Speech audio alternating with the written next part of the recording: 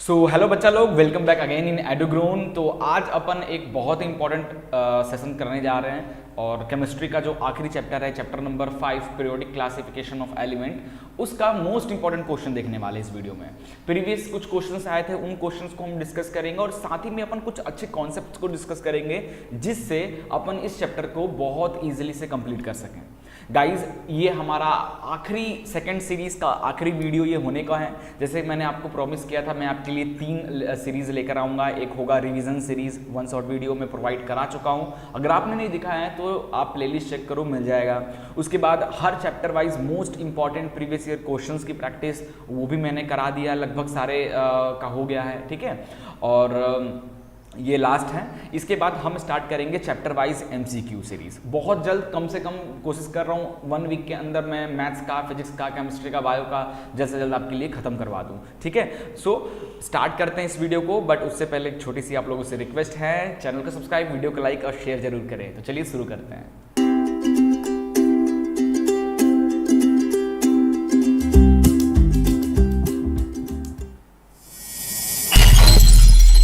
So guys, chapter number 5 chemistry का है, periodic classification of element. उन बच्चों के लिए है जो बच्चे बोर्ड एग्जाम 2021 की प्रिपरेशन कर रहे हैं, उनके लिए ये बेस्ट वीडियो रहने वाला है। Most important previous year questions, ज़्यादातर 10-11 क्वेश्चन हम इस वीडियो में लगाएंगे जो कि काफ़ी बार, और इस चैप्टर के काफ़ी इंपॉर्टेंट क्वेश्चंस हैं, काफ़ी सारे कॉन्सेप्ट्स आपको क्लियर कर देंगे।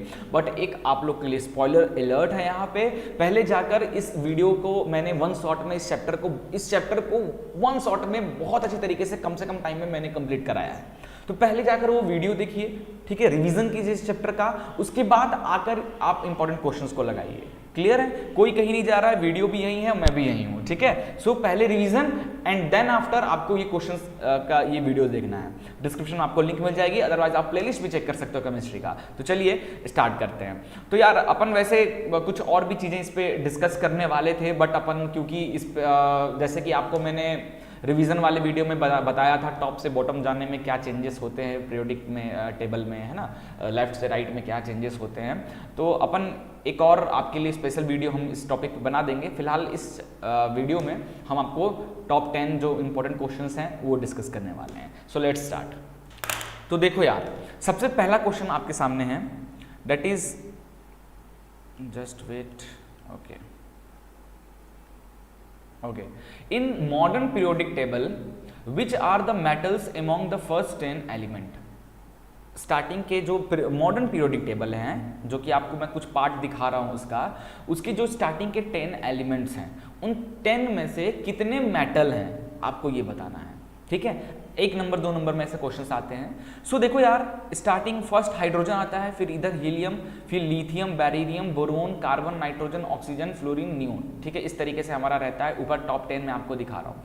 इसमें से मेटल कौन सा है, जैसे कि मैंने आपको बताया गाइज, वीडियो जब मैं आपको इसका रिविजन करा रहा था, हमारा यहाँ पे मेटलॉइड्स बनते हैं, इस तरीके से जिगजैग मेटलॉइड्स बनते हैं। तो मैंने बताया था इस मेटलॉइड्स के इधर वाले पार्ट सारे एलिमेंट्स मेटल होते हैं और इधर वाले नॉन मेटल होते हैं। याद होगा आपको अच्छी तरीके से, तो आपको क्लियर होगा, ठीक है। सो यहाँ पे फर्स्ट 10 एलिमेंट हैं जिसमें हमारा आता है क्या, hydrogen, helium, lithium, beryllium, boron, carbon, nitrogen, oxygen, fluorine, neon. Out of this lithium, beryllium और बोरोन, क्योंकि देखो यहाँ कार्बन से, ये कार्बन है ना, यहाँ पे हट जाता हूँ मैं, तो देखो यहाँ कार्बन के इधर, क्योंकि यहीं पे मेटोलाइट्स स्टार्ट होते हैं, जिगजैग पार्ट, इधर वाले एलिमेंट्स जो है वो मेटल्स होते हैं। तो यहाँ पे देख लो, आपका लिथियम हो गया, ठीक है, बेरिलियम हो गया, बोरोन हो गया, ये सब मेटल्स हैं, because they have 1, 2 and 3 electron respectively in their outermost cell.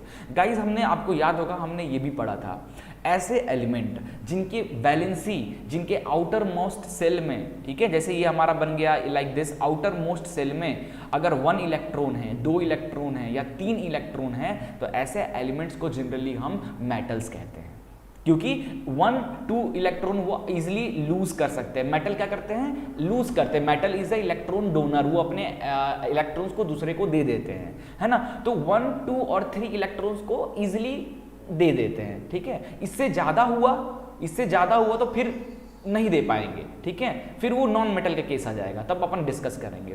तो ये इंपॉर्टेंट कॉन्सेप्चुअल क्वेश्चन था जिसको मैंने आपको इस वीडियो में बताया। क्लियर है। और आपको ये भी पता होगा, जैसे ये देखिए ये फर्स्ट ग्रुप है, ये सेकंड ग्रुप है, ये थर्ड ग्रुप है, तो फर्स्ट ग्रुप में जितने इलेक्ट्रॉन्स हैं सबके, जितने एलिमेंट्स हैं सबकी वैलेंसी सेम होगी, सेकंड में जितने हैं सबकी वैलेंसी सेम होगी, 13 में जितने नीचे आएंगे सबकी वैलेंसी सेम होगी। याद है ना, ये चीजें अच्छे से रखना। चलिए अगला क्वेश्चन है, did Dobereiner's triads also exist in columns of Newland octave? Newland जो साइंटिस्ट थे उन्होंने, देखो 3 साइंटिस्ट उस चैप्टर में थे ही, एक डोबिनियर्स हो गया, न्यूलैंड हो गया और मेंडलिव्स हो गया। तो ये जो तीनों का कंपैरिजन वाले क्वेश्चंस पूछे जाएंगे कि इनके मेरिट्स क्या थे, डीमेरिट्स क्या थे, कि इन्होंने क्या किया था, ये क्वेश्चंस बहुत पूछे जाते हैं। तो इन क्वेश्चंस को अच्छे से आपको माइंड में रखना है। क्लियर है। तो कह रहा है कि डिड डोबिनियर्स ट्रेड, जो उन्होंने क्या बताया था, डोबिनियर ट्रेड्स ने क्या बताया था, उन्होंने 3-3 एलिमेंट का ग्रुप बनाया था, 3-3 एलिमेंट का, 1, 2 और 3 एलिमेंट का ग्रुप। उन्होंने क्या कहता, पहला एलिमेंट को अगर हम तीसरे एलिमेंट से प्लस कर दें और 2 से डिवाइड कर दें, मतलब पहले एलिमेंट के मास को, मास पे ही जनरली इन्होंने काम किया था, एटॉमिक मास पे, तो पहले एलिमेंट का मास और तीसरे एलिमेंट के मास को प्लस करके इनका एवरेज निकाल लें तो हमारा बीच वाला जो है इसका वैल्यू आता है, अप्रोक्सीमेट उसके मास का इक्वल आता है। ऐसा डोबिनियर्स से कहा था। वहीं मेंडलीव जो है, मेंडलीव ने ये चीज को नहीं माना था, ठीक है, क्योंकि बहुत सारी प्रॉब्लम आई थी, आपको उस वीडियो में मैंने बताया था। तो जो मेंडलीव का टेबल, न्यूलैंड का जो टेबल है, न्यूलैंड ऑक्टेव का इस तरीके से टेबल बना था। उन्होंने सबसे पहले यहाँ सारे गामा पा जो धुन है साउंड म्यूजिक का उस पर रखा था, hydrogen, lithium, beryllium, boron, carbon, nitrogen, oxygen और फिर फ्लोरीन। तो देखो हर कॉलम, ये कॉलम कॉलम कॉलम कॉलम, हर कॉलम में जितने एलिमेंट्स हैं सबकी properties, physical chemical properties same है। ऐसा इस तरीके से उन्होंने सजाया था एलिमेंट्स को, है ना। तो इनका कहना क्या था, न्यूलैंड का हर 8वां एलिमेंट, जहां से भी गिनोगे हर 8वां एलिमेंट पहले एलिमेंट की प्रॉपर्टीज को मैच करेगा। तो देखो अगर आप यहां से काउंट करते हो हाइड्रोजन से, तो 1 2 3 4 5 6 7 8, तो हाइड्रोजन और फ्लोरीन की प्रॉपर्टीज सेम होंगे। लिथियम से काउंट करोगे तो लिथियम से 8वें नंबर पर सोडियम आएगा, तो लिथियम और सोडियम की प्रॉपर्टी सेम है, तो उनको एक रो एक कॉलम में रखा गया, ठीक है, याद रखना। तो डोबिनियर्स ट्रेड्स जो था उनका, ये जो मेथड था, क्या इस पे भी लागू होता है, न्यूलैंड ऑक्टेव के जो इस पे लागू होता है? तो yes, Dobereiner triads also existed in the column of Newland octave के जो कॉलम्स थे इनमें भी लागू होता है उनके वो ट्रेंड। कैसे? फॉर एग्जांपल सबके लिए नहीं, कुछ के लिए लागू होता है। अब होता तो है लागू, तो अपन तो यस लेकर क्वेश्चन को सॉल्व करेंगे। सो लिथियम, सोडियम और पोटेशियम, देखो यहाँ पे कहाँ है, ये रहा लिथियम, सोडियम और पोटेशियम, इन तीनों की बात करें तो लिथियम का एटॉमिक मास और सोडियम का, पोटेशियम का एटॉमिक मास का एवरेज निकालोगे तो वो सोडियम के एटॉमिक मास के इक्वल आएगा। तो जी हाँ, काम करता है डोबिनियर्स का ट्रेड यहाँ भी, तो लाइक दिस। ओके, तो बस यही था, इसमें काफ़ी सारे कॉन्सेप्ट थे जो मैंने आपको समझाया। बहुत सारे क्वेश्चन इस टॉपिक से बन जाएंगे घुमा घुमा कर, तो घबराना नहीं है, ठीक है। चलिए अगला क्वेश्चन काफ़ी बार पूछा गया है, what are the limitations of Dobereiner's classification? जो डोबिनियर्स ट्रेड्स जो दिए थे, एवरेज निकालने वाला है ना, मास, एटॉमिक मास, उनके लिमिटेशंस क्या थे बच्चों? देखो हमने डिस्कस किया है रिविजन वाले वीडियो में, क्वेश्चंस मैं करा रहा हूँ तो थोड़ा बहुत डिस्कस करते चलूंगा, ठीक है। बाकी ये जो क्वेश्चंस मैं आपको दे रहा हूँ प्रीवियस काफ़ी बार पूछे गए हैं, और मैंने भी कुछ एक्स्ट्रा एड किया है जो कि कॉन्सेप्चुअल आपके लिए बहुत ही इंपॉर्टेंट क्वेश्चंस रहेंगे इस बार एग्जाम्स के लिए, ठीक है। तो अच्छे से सॉल्व करने हैं। चलिए तो क्या लिमिटेशन था? तो डोबिनियर्स जो थे, it failed to arrange all the known element in the form of triads. उन्होंने डोबिनियर ट्राइड्स नाम था, ट्राइड यानी ट्रायल, 3 का ग्रुप बनाया था, 1 2 3 एलिमेंट्स का इस तरीके से खूब सारे रो बनाया था, 1 2 3 इस तरीके से, है ना, इस तरीके से 3 एलिमेंट का। तो उस टाइम तक लगभग 30 से 40 के आसपास एलिमेंट्स थे, खोज हो चुके थे। तो उन्होंने गिने चुने 3 ही ट्रेड पे क्यों काम किया? तो देखोगे तो आप, एक लिथियम, ये कैल्शियम वाला और क्लोरीन वाला, ये 3 ट्रेड, ये ग्रुप इन्हीं पे बताया। और इन्होंने क्या फुल कॉन्फिडेंस से क्या बोला था कि नहीं, इनके अलावा दुनिया में और कोई एलिमेंट एग्जिस्ट ही नहीं करता, ये एलिमेंट इतने ही एग्जिस्ट करते हैं दुनिया में, और इनको इस तरीके से ही हम सजाएंगे टेबल में, है ना, जो कि वो गलत थे। कुछ दिन बाद पता चला कि और भी एलिमेंट्स आ रहे हैं, और उन पे जब डोबिनियर ने अपना एक्सपेरिमेंट किया एवरेज वाला, तो बिल्कुल काम नहीं हो रहा था, है ना। तो वही यहाँ पे वो सब चीजें लिखा हुआ है, आप इसको पढ़ सकते हैं अच्छी तरीके से। चलिए अगला क्वेश्चन चलते हैं, what are the limitation of Newlands law of octave? Octave यानी हर 8वां एलिमेंट पहले एलिमेंट से सेम प्रॉपर्टी मैच करेगा। न्यूलैंड ने ये चीज कहा था। तो उनके भी कुछ काफी सारे लिमिटेशंस निकले थे, काफी सारे लिमिटेशंस निकले थे। कैसे लिमिटेशंस निकले थे? सबसे पहला लिमिटेशन था, वैसे तो अपन रिवीजन वाले में बहुत अच्छे से इस क्वेश्चन को डिस्कस किया, बहुत अच्छे से डिस्कस किया। आप जाकर रिवीजन वीडियो देखो तो इस क्वेश्चन को यार आपको वहां से डायरेक्ट मिल जाएगा। बाकी वैसे पॉइंट्स मैंने आपके लिए यहाँ पे लिख दिया है। तो Newlands law of octave was applicable to the classification of elements up to calcium तक, ठीक है, 1 से लेके 23 तक के जो एलिमेंट है हाइड्रोजन से कैल्शियम तक, वहीं तक इनके जो ये काम कर पाता है। नाउ आफ्टर कैल्शियम, ठीक है, okay, after calcium every eighth element did not possess the properties similar to the first element। जो इन्होंने कहा था गाइस, न्यूलैंड ने कहा था, जहां से भी आप गिनोगे, पहला एलिमेंट अगर आपने हाइड्रोजन के लिया है तो दूसरा, तीसरा, चौथा, पांचवा, छठा, सातवां, आठवां जो एलिमेंट होगा लाइक लिथियम, हाइड्रोजन और लिथियम की प्रॉपर्टी सेम होगा, है इस तरीके से जो मैंने आपको इसमें बताया था। हर आठवां एलिमेंट पहले एलिमेंट से इनकी प्रॉपर्टी सेम होगा। तो ये ज्यादातर ये कैल्शियम तक ही थोड़ा जा पाए। उसके बाद क्या हो रहा था, चीजें बदलने लगी थी। उसके बाद क्या हो रहा था, काम नहीं कर रहा था ये मेथड। हर आठवां एलिमेंट पहले से मैच नहीं कर रहा था, कभी 9वां पहले से मैच कर जा रहा था, कभी 12वां पहले से मैच कर जा रहा था। तो उनका तो नाम ही है ना, उन्होंने तो ऑक्टेव रूल दिया है, तो हर 8वां मैच होना चाहिए, नहीं हो रहा था। तो सबसे पहला लिमिटेशन यही उनका निकला, है ना। अगला देखिए, Newland assumed that only 56 element exist in the nature and no more element would be discovered in the future, but later on several new elements are discovered whose properties did not fit into Newland law of active। Newland ने अपने जो table बनाया उसमें fit ही नहीं हो रहे थे जो एलिमेंट्स फ्यूचर में आ रहे थे। तो यार ये भी लिमिटेशन था। अगला था, in order to fit elements into his table. अब वो जबरदस्ती क्या करने लगे, अपने आप को तो प्रूफ करेंगे, अपने आप को सही बताने के लिए उन्होंने क्या किया, जबरदस्ती एलिमेंट्स को एक ही ग्रुप में ठूसने लग गए, है ना। तो क्या ठूसने लगे, Newland put even 2 elements together in 1 slot and that 2 in column of unlike element having very different properties. जैसे आप देखो, ये देखो, कोबाल्ट और निकल को एक में डाल दिया, सीरियम और लिथियम को एक में डाल दिया। ये क्या चल रहा है, जबकि इन दोनों की प्रॉपर्टी सेम है ही नहीं, फिर भी उनको डाल दे रहा है और उनको वो रीजन भी नहीं बता पा रहे थे वो। तो ये थोड़ी सी प्रॉब्लम आ रही थी। अगला है, for example 2 element cobalt and nickel were put together in just 1 slot and the 2 of the column of element like fluorine, chlorine, bromine which have very different properties from this elements, है ना। आखिरी था, iron element which resemble elements like cobalt and nickel is properties which placed far away from this element. क्या था, है ना। तो ये कुछ इनके प्रॉपर्टीज थे जो कि आपको लिखने होंगे एग्जाम में, और एक्सप्लेन करके लिख पाओगे, ड्राइंग बना के, टेबल बना के भी बता पाओगे, तो बहुत अच्छा बात है। चलिए 5वां question, what are the criteria used by Mendeleev in creating this periodic table. Mendeleev ने सबसे मेन क्राइटेरिया क्या बनाया, क्या उन्होंने मेथड यूज किया अपना पीरियोडिक टेबल बनाने के लिए, मेंडलीव टेबल बनाने के लिए क्या मेन थिंग था। तो Mendeleev used the relationship between the atomic masses of element and their physical and chemical properties.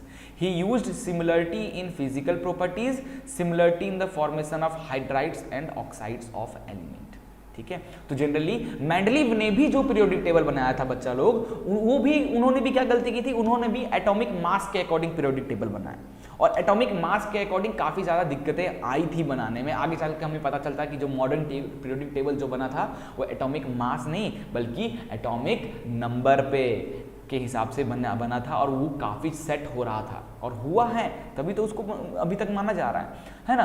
तो जनरली मेंडलीव ने एटॉमिक मास और उस एलिमेंट की फिजिकल और केमिकल प्रॉपर्टीज क्या थी उसके अकॉर्डिंग उन्होंने टेबल में सजाया। अपन ने मेंडलीव पे बहुत अच्छी तरीके से डिस्कशन किया है, रिवीजन वाले वीडियो में जाकर उसको जरूर देखना, आपको इस क्वेश्चन में और काफी कुछ लिखने को मिल जाएगा। मैंने तो एक शॉर्ट आपको बताया है कि यार इस तरीके के क्वेश्चन आते हैं, इसमें आपको काफी कुछ लिखना है, इतना ही लिखकर नहीं छोड़ना, एक्सप्लेन करना है। तो मेंडलीव का मैंने बहुत अच्छे से पढ़ाया है, जाके 1 शॉर्ट वीडियो इस चैप्टर का देखो, क्लियर हो जाएगी चीजें। चलिए आगे बढ़ते हैं। अगला क्वेश्चन है, what could the modern periodic table remove various anomalies of Mendeleev periodic table. Mendeleev ने काफी सारी अपने इसमें रखा था, जैसे कुछ गैप्स छोड़ दिए थे, लाइक यहाँ पे देखो कुछ गैप्स छोड़ दिए थे, है ना, कुछ गैप्स छोड़ दिए थे। उसके बाद कोबाल्ट का देखो, कोबाल्ट का मास है, उन्होंने क्या, ये बताओ मेंडलीव का टेबल था, मेंडलीव का क्या कहना था, मेंडलीव का जो टेबल था वो किस पे बेस्ड था, हम एटॉमिक मास के अकॉर्डिंग, एटॉमिक मास यानी सबसे छोटे को पहले रखेंगे, फिर उससे बड़ा, फिर उससे बड़ा, फिर इस तरीके से रखेंगे।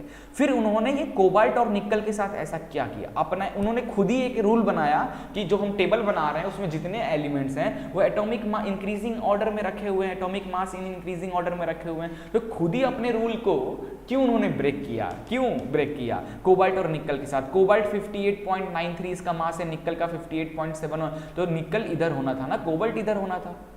क्यों किया, इस पे अपन ने बहुत अच्छी तरीके से डिस्कशन किया है, उसमें जाकर आप जरूर देखना। चलिए अगला क्वेश्चन है, वही था ना क्या है, तो the modern periodic table is based on atomic number, जो मॉडर्न पीरियोडिक टेबल, मेंडलीव नहीं, while Mendeleev periodic table based on the atomic mass. ठीक है, अगला है the isotope of an element have same number of protons so they are allotted same position in modern periodic table.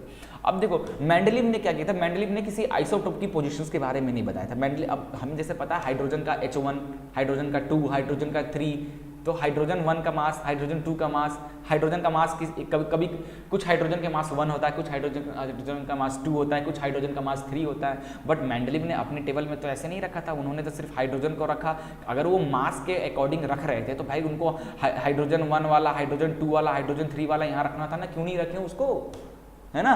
तो ये चलो चाहता, cobalt and nickel are placed in 9th and 10th position respectively, ये भी उनका एक एनालोमीज था जो कि गलत था, पहले निकल को रखना था फिर कोबाल्ट को रखना था। Hydrogen has been allotted in special position, it is placed at the top of alkali metal in the first group, क्योंकि आप देखोगे हाइड्रोजन, अब बाकी जो जितने के नीचे जो मेटल है ये सारे तो मेटल्स हैं, फिर जब ये सारे प्रॉपर्टीज सबका मेटल्स है, फिर हाइड्रोजन तो अल्कली मेटल है, फिर इसको यहाँ पे क्यों रखा गया, रिवीजन वीडियो में जाकर देखिए। चलिए ये सब चीजें ही आपको इस क्वेश्चंस में लिखने हैं। अगला क्वेश्चन है क्वेश्चन नंबर 7, काफी इंपॉर्टेंट है, लिथियम, सोडियम, पोटेशियम। इस तरीके का क्वेश्चन भी इस चैप्टर से आता है गाइज, तैयार हो जाओ, इस तरीके का क्वेश्चन भी इस चैप्टर से पूछा जाता है। ठीक है, कैसे, lithium, sodium, potassium are all metal that react with water to liberate hydrogen gas. हमें पता है metal react with water, hydrogen gas repair करेगा। Is there any similarity in the atom of this elements, इन तीनों में कुछ similarities है क्या, किसमें, लिथियम में, सोडियम में, पोटेशियम में, तो हैं बच्चा लोग, लिथियम, सोडियम और potassium all belong in the same group. Periodic table अगर आप देखोगे तो पीरियोडिक टेबल देखो, लिथियम, सोडियम, क्या था, सॉरी क्या बोल रहा है, लिथियम, सोडियम और पोटेशियम, ये देखो लिथियम, सोडियम और पोटेशियम एक ही ग्रुप में हैं, तो एक ही ग्रुप में है यानी सबके आउटर मोस्ट सेल में number of valence electron same है ना, तो यही तो सिमिलरिटी है। तो लिथियम, सोडियम और potassium all belong to the same group. The atom of lithium, sodium and potassium all have only 1 electron in their outermost shell and all of this are metal, all of this react with water to form alkalis. ठीक है, अगला है helium is N unreactive gas and neon is a gas extremely low reactive. What if anything do their atoms have in common?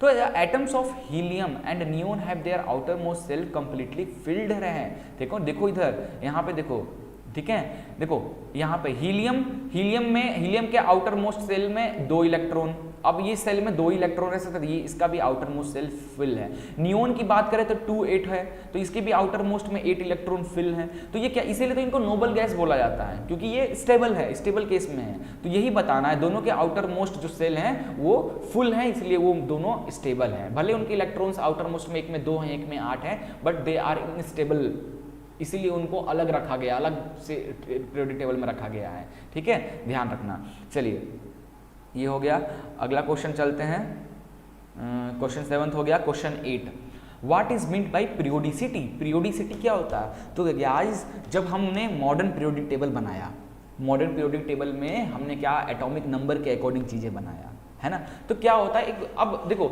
Mendeleev ने क्या बोला था कि हर 8वां एलिमेंट पहले एलिमेंट से मैच करेगा, उन्होंने एक फिक्स कर दिया, बट ये पॉसिबल नहीं, ये रियल नहीं था। हर 8वां एलिमेंट, फिर बाद में उनको क्या दिखने लगा, हर 8वां एलिमेंट ना होकर कभी 9वां पहले से मैच हो जा रहा था, कभी 12वां, कभी 14वां पहले से मैच हो जा रहा था, है ना। तो यही तो पीरियोडिसिटी है। पीरियोडिसिटी मतलब हम फिक्स नहीं किए हैं, हमने बोला है कि कुछ दूर बाद जो एलिमेंट है वो पहले वाले से इक्वल है, एक रेगुलर इंटरवल में, वही है। The repetition of same properties after definite interval is called periodicity of the periodicity properties of element. ठीक है, याद रखना ना। Why do all the elements of the same group have similar properties, क्योंकि जैसे हमने बताया जितने भी ग्रुप हैं, जितने भी हमारे ग्रुप्स है, उस ग्रुप में रहने वाले सारे एलिमेंट्स के जो वैलेंसी होते हैं, आउटर मोस्ट, उनकी प्रॉपर्टीज जो होती है क्यों सेम होती है, तो it is because they have same valence electron in there similar property. जैसे हमें पता है ग्रुप में जितने भी एलिमेंट्स हो सबके आउटर मोस्ट में इलेक्ट्रॉन सेम होते हैं, है ना, देयरफॉर उनकी प्रॉपर्टीज भी सेम होती है। क्लियर है। नाउ अगला है how will be tendency to gain electron change as we go from left to right. जब भी आप लेफ्ट से राइट में पीरियोडिक टेबल में आप देखो ये लेफ्ट हुआ ये राइट हुआ, लेफ्ट से राइट में आप जाते हो पीरियोडिक टेबल में लेफ्ट से राइट में जाते हो तो क्या होता है, गेन इलेक्ट्रॉन चेंज किस तरीके से होता है। Now tendency to gain electron increases, ठीक है, इंक्रीज करता है बच्चा लोग, increase from left to right in a periodic because atomic size goes on decreasing and effective nuclear charge increases, है ना। ये मैंने आपको बहुत अच्छे से बताया था वन शॉट में कि लेफ्ट से राइट में जाओगे तो क्या क्या चीज़ें बदलेंगी, एटॉमिक मास बढ़ेगा, एटॉमिक साइज कम होगा, क्यों होगा, है ना। अपन इस पे एक वैसे आपके लिए एक शॉर्ट वीडियो में बनाने वाला हूँ, जल्दी बना के आपके सामने हम पेश करेंगे, ठीक है। तब तक के लिए जो मैंने रिवीजन में कुछ चीज़ें बताया है उसको आप अच्छे से याद रखिए। क्लियर है। क्यों ऐसा होता है, आप देखो लेफ्ट से राइट में जा रहे हो तो एटॉमिक साइज क्या होता है, एटॉमिक साइज डिक्रीज होता है, एटॉमिक साइज डिक्रीज होता है, और मास, वही मास की बात करें तो मास बढ़ता है ना। तो ऐसा जब साइज, अब यहाँ पर इलेक्ट्रॉन इंक्रीज, क्या बोल रहा है, टेंडेंसी टू गेन इलेक्ट्रॉन, ठीक है, इंक्रीज कर रहा है। क्यों इंक्रीज कर रहा है, क्योंकि हमें पता है कि इधर मेटल्स हैं, धीरे धीरे क्या आ रहा है, नॉन मेटल की प्रॉपर्टीज आता है, और नॉन मेटल इलेक्ट्रॉन देता नहीं बल्कि इलेक्ट्रॉन लेता है, इलेक्ट्रॉन लेने की कैपेसिटी उसकी बढ़ रही है अगर आप लेफ्ट से राइट में जा रहे हो, ठीक है। चलिए अगला क्वेश्चन है क्वेश्चन नंबर 9। ध्यान से देखो, ये सब क्वेश्चन, इस तरीके के क्वेश्चन भी आपसे पूछे जाएंगे, तो कंफ्यूज नहीं होना, इस चैप्टर को बहुत अच्छी तरीके से आपको तैयार करना है। क्लियर है।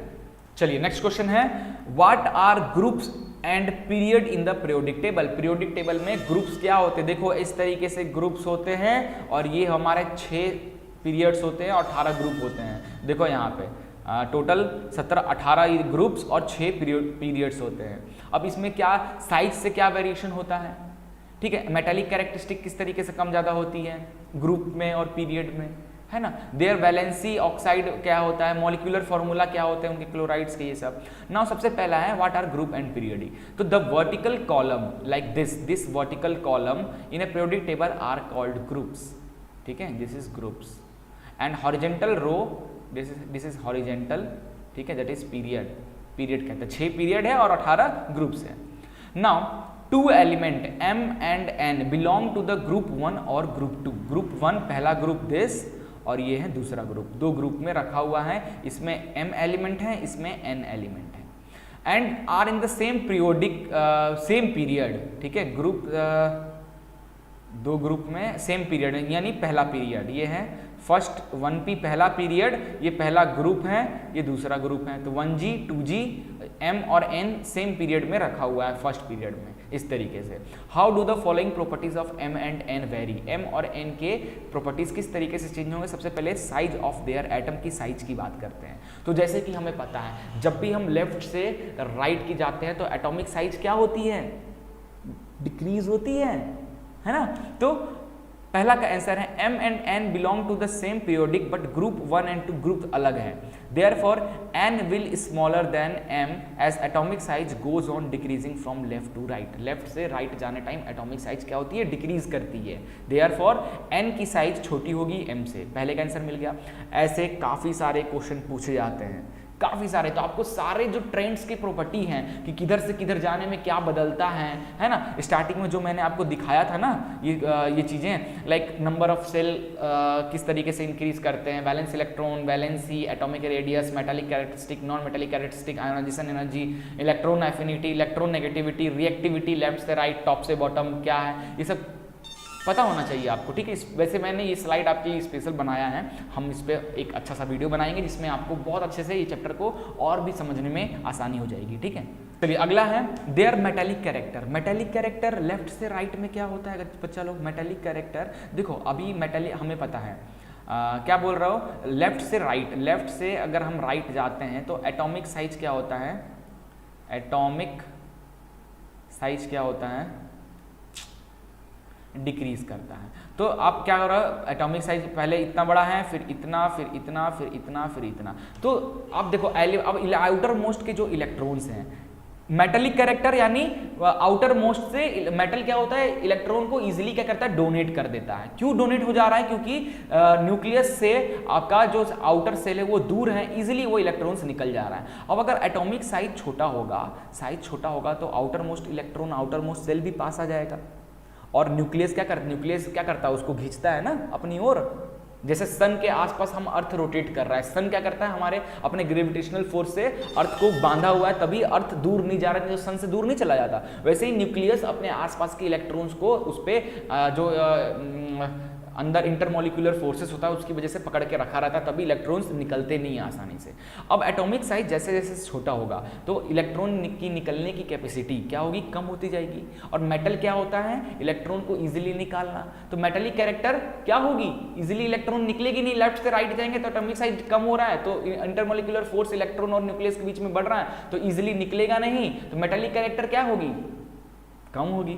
तो वही है, m is more metallic than m is more metallic than m ज़्यादा मेटेलिक है एज कम्पेयर टू n। जैसे आप इधर जाते जाओगे आपकी मेटेलिक कैरेक्टर डिक्रीज होती जाएगी और देन फिर नॉन मेटल स्टार्ट हो जाएगा, है ना। चलिए अगला है their valency in forming oxides. जितने अब देखो देयर वैलेंसीज आर 1, इसका देखो m, क्योंकि 1 एक फर्स्ट ग्रुप में जितने भी एलिमेंट्स होते हैं सबके वैलेंस 1, सेकंड ग्रुप में जितने एलिमेंट्स होते हैं सबके वैलेंसी 2, थर्ड एलिमेंट में जितने इलेक्ट्रॉन्स होते हैं सबकी वैलेंसी 3, फोर्थ ग्रुप में जितने एलिमेंट होते हैं सबके वैलेंसी 4, फिफ्थ ग्रुप में जितने एलिमेंट्स होते हैं तो 8 में से 5 गया, कितना बचा, 3 बचा, तो सबकी वैलेंसी 3। 6 ग्रुप में जितने भी एलिमेंट्स होते हैं 8 में से 6 गया 2, सबके वैलेंसी 2, है ना, याद आया।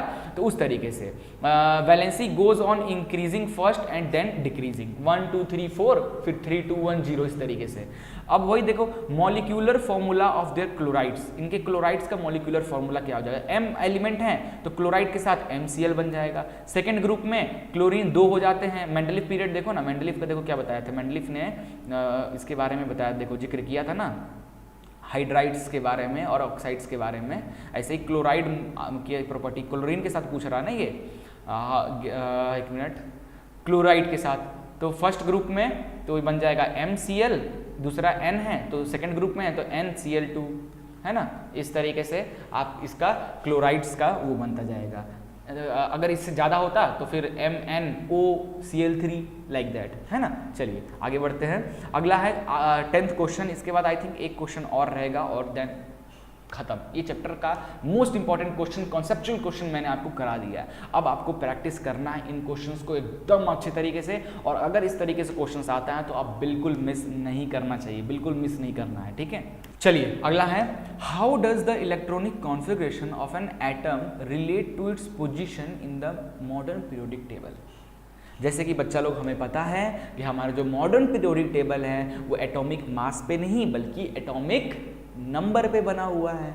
और हमें ये चीज़ भी पता है कि एटॉमिक नंबर क्या होता है। एटॉमिक नंबर यानी उस एलिमेंट में नंबर ऑफ इलेक्ट्रॉन जितने हैं is equal to number of proton. उस एलिमेंट में जितने इलेक्ट्रॉन्स हैं उतने न्यूट्रॉन्स होते हैं। याद करो क्लास 9th में जे थॉमसन ने बताया था प्लम पुडिंग वाला मेथड। उन्होंने क्या बताया था कि जो एटम्स होते हैं उस एटम्स में इलेक्ट्रॉन्स और प्रोटॉन इक्वल अमाउंट में रहते हैं। तो जितने इलेक्ट्रॉन्स होंगे उतने ही प्रोटॉन्स होंगे। इलेक्ट्रॉन्स हमारे आउटर सेल में होते हैं और प्रोटॉन्स हमारा न्यूक्लियस के अंदर होता है, बट सेम अमाउंट में रहता है, तभी तो उसको बैलेंस करता है ना। नहीं तो 2 प्रोटॉन कैसे 8 इलेक्ट्रॉन को संभाल पाएगा, नहीं वो निकल नहीं जाएगा, है ना, लाइक दैट। तो एटॉमिक नंबर वही, जितने इलेक्ट्रॉन्स होते हैं उतने ही एटॉमिक नंबर होता है, जितने प्रोटॉन्स होते हैं उतने ही एटॉमिक नंबर होता है। अब जैसे कि हमें पता है कि जैसे ये ग्रुप है, first group, second group, third, तो फर्स्ट ग्रुप में जितने भी एलिमेंट्स हैं सबकी वैलेंसी क्या होती है, आउटर मोस्ट सेल में सबकी वैलेंसी 1 ही होती है, बट सबके सेल्स बढ़ जाते हैं। जैसे सेल कैसे बढ़ जाते हैं, जैसे कि अगर देखोगे, देखो ना, हाइड्रोजन में एक ही सेल है, लिथियम में 2 सेल आ गए हैं, सोडियम नीचे जैसे नीचे टॉप से बॉटम आते 3 सेल हो गया, है ना। फिर पोटेशियम में आए तो पोटेशियम में 1 2 3 4 सेल आ गया। सेल भले बढ़ते जा रहे हैं, सेल बढ़ते जा रहे हैं, यानी न्यूक्लियस से इलेक्ट्रॉन्स की आउटर मोस्ट की दूरी बढ़ती जा रही है। दूरी बढ़ती जा रही है यानी वीक होता जा रहा है, इलेक्ट्रॉन इजीली निकल सकता है ना, वीक होता जा रहा है। तो जैसे जैसे सेल तो बट इलेक्ट्रॉन आउटर मोस्ट में सबके इलेक्ट्रॉन तो एक ही है ना। इसलिए जिन भी एलिमेंट्स के आउटर में सेम इलेक्ट्रॉन्स हैं उनको एक ही ग्रुप में रखा गया है, ठीक है। तो वही चीज़ यहाँ पे आपको लिखना है इस क्वेश्चन में, है ना, कि modern periodic table is based on the atomic number and atomic number is directly related to electronic configuration, क्योंकि उसके वैलेंस पे डिपेंड करता है। One can find the group number and period number of element on the basis of electronic configuration. For example, if an element has 1 और 2 electron, जिस भी element का उसके अंदर एक इलेक्ट्रॉन हो या 2 इलेक्ट्रॉन हो in its outermost shell, then it would belong to group 1 और ग्रुप 2। अगर जितने भी एलिमेंट्स हैं उनके आउटर मोस्ट में अगर एक इलेक्ट्रॉन है तो वो फर्स्ट ग्रुप में आएंगे, 2 इलेक्ट्रॉन है तो सेकंड ग्रुप में आएंगे, 3 इलेक्ट्रॉन है तो थर्ड ग्रुप में आएंगे, लाइक दैट। वहीं हम पीरियड की बात करें तो पीरियड में क्या होता है, हमारा बढ़ते जाते हैं। जैसे फर्स्ट पीरियड की बात करें तो ये हो गया फर्स्ट पीरियड, है ना, ये हो गया सेकंड पीरियड, ये हो गया थर्ड पीरियड, है ना। तो आप अगर इधर से पीरियड की में इधर से इधर की ओर जा रहे हो तो इसमें क्या होगा, बढ़ रहा है। आउटर मोस्ट सेल में इलेक्ट्रॉन्स पहले में देखो यहाँ पे 1 है आउटर में, यहाँ 2 है, यहाँ 3, यहाँ 4, यहाँ 5, यहाँ 6, यहाँ 7, 8, 9, 10, 11, 12, 13, आउटर मोस्ट में इलेक्ट्रॉन्स बढ़ते जा रहे हैं, है ना। पीरियड में इलेक्ट्रॉन्स क्या होते हैं, बढ़ते हैं, और ग्रुप में number of electron outer most में सेम रहते हैं। बस यही चीज आपको इसमें बताना है, ठीक है। चलिए आज का आखिरी क्वेश्चन है मेंडलीव पीरियोडिक टेबल और मॉडर्न पीरियोडिक टेबल के बीच में डिफरेंशिएशन करना है, ठीक है। इस तरह के क्वेश्चन इस चैप्टर से गाइज आपसे पूछे जाएंगे। मेरा रिक्वेस्ट है आप लोगों से ऐसे क्वेश्चंस की प्रैक्टिस और अच्छे से कर लें आप लोग, ठीक है। चलिए देखते हैं मेंडलीव पीरियोडिक टेबल।